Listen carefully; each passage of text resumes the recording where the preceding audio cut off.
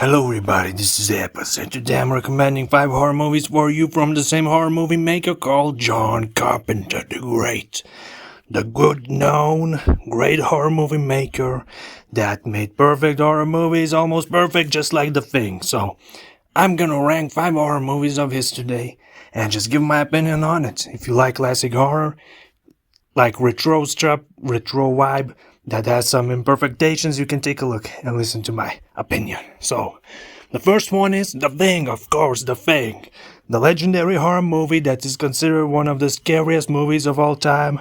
And at that time, when it was released, I really agree. It was the scariest movies of all time. Right now, there are many contenders, and you cannot say that clearly, but I myself watched it and gave it an 8 out of 10, a wonderful score. Because you have to rate based on the criteria of today, not on the past. And today, the horror movie has many contenders, and I just give it 8 out of 10 because it still has many horror aspects. Isolation, creature feature, gore, body horror, paranoia, trust issues, psychopaths, anything you would like. If you want a proper horror movie and you don't mind some retro old vibes, go check out The Thing. John Carpenter's best work, no doubt. So the next one is that I want to give a honorable mention called The Fog. The Fog is full of mystery, full of unclarity, and full of creature features also. Maybe not that shape-shifting, but you've got still some mysterious creatures that can kill you. On a very interesting side, a beachside, and nighttime, fog, clouds, you cannot see anything. A very interesting movie that I would say has folklore elements of some kind, and I'm giving it a score of 7 out of 10 based on today's criteria. Because old movies always wear off. They lose some good score in time, so we have to rate by today. Today the movie lost some of its goodness, but it's still good enough to watch, especially if you want a bedtime story. So 7 out of 10, The Fog, go check it out if you would like to. The third horror movie I want to give a honorable mention for John Carpenter is called Halloween. It is a horror movie about the most celebrated dark holiday in the world, Halloween.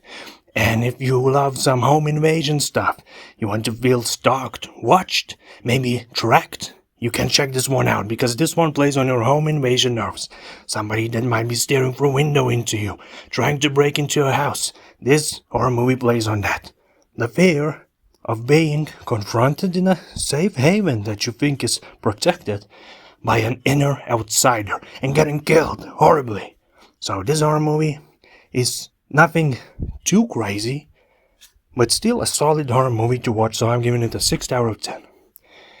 And the next one we're moving in my list is called Christine.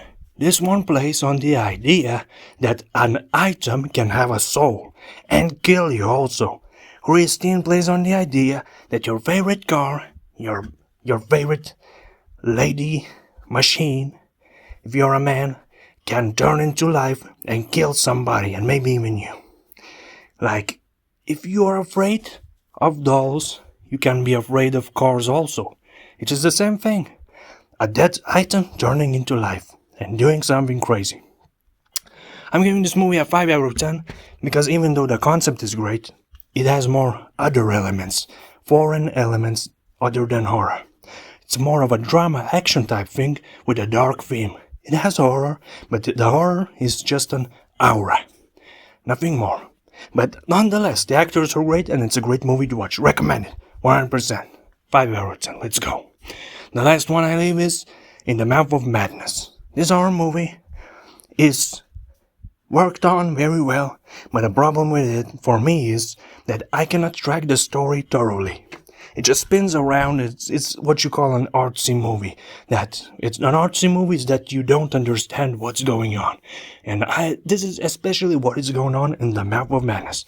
I did not get what is going on. Of course it was explained, but it's too confusing to watch. It's too much like of a mental asylum thing. I know it's intended for that, but I did not enjoy it. I like when things are clear, when the story is linear, not when it is a mess. But nonetheless, giving it 4 out of 10, still a score that give somewhat respect to it, because I know they work hard, but it's too crazy for me. It means I'm still a sane person now. So thank you all for watching. Go watch the movies if you don't mind retro vibes, older stuff. You know the saying, old is gold. So go dig some gold. Bye bye for now.